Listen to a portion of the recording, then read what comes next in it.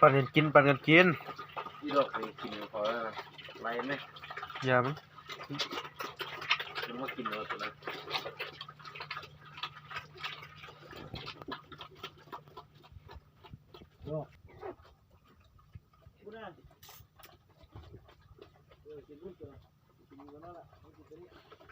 มันกำหนดนะว่ามันจะกินตัวไหนมันไปกินรส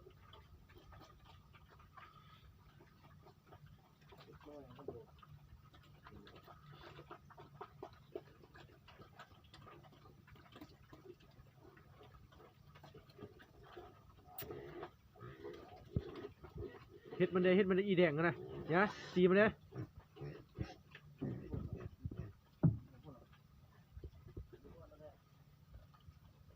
ตีมันโลดมันหึงมันห่วงเพื่อมูกินนะ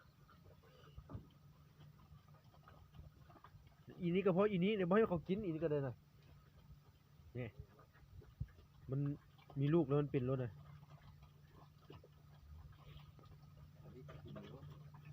นี่เห็นปะเริ่มเบียดแล้วนะมันมีลูกแล้วนะเบิ้งเห็นปะมึงถ้าเบิ้งจนน้ำซีซับขึ้นนี่นะบ่ให้เขากินเนื้อเลย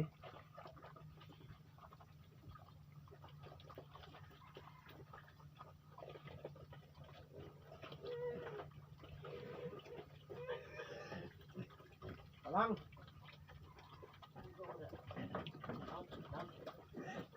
ตีมันแล้วนะไม้นะโคกหัวมันนะมันมาซอยลงหมดอะกับโบเมนว่ามันยานมันตัวน้อยก่อนเผ็ดดำกิน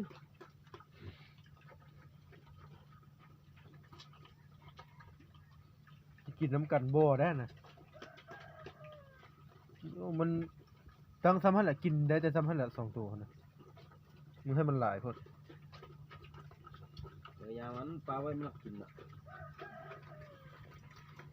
เดี๋ยวคือกันนั่นแหละ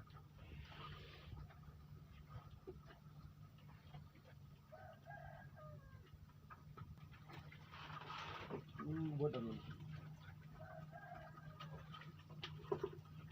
งานเพื่องานว่าอีฝรั่งเลยจะมาดู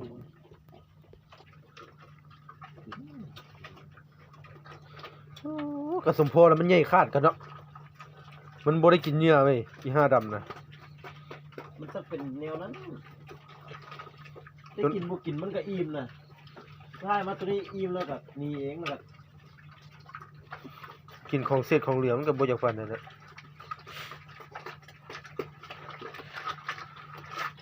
กินละหิวกินละ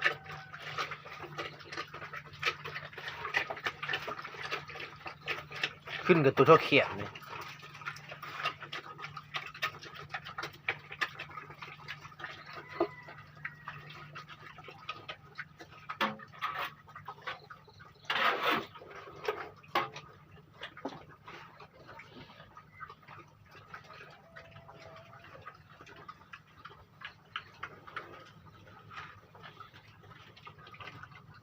เข้าถุงข้าวปุ่นมัน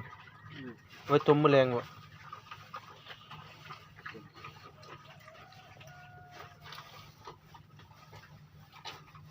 ปลาหนึ่งมันหนึ่งงัวนำนี้ผมก็เห็นหนึ่งงัวนำมั้ง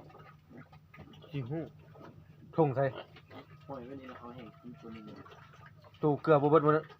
ต้มบบดวันเนี่ยก็ที่บดมันเหรอไม่ใช่ตัวอยู่ไทยตัวแห้งเนาะต้มหวานงัวว่าท่าน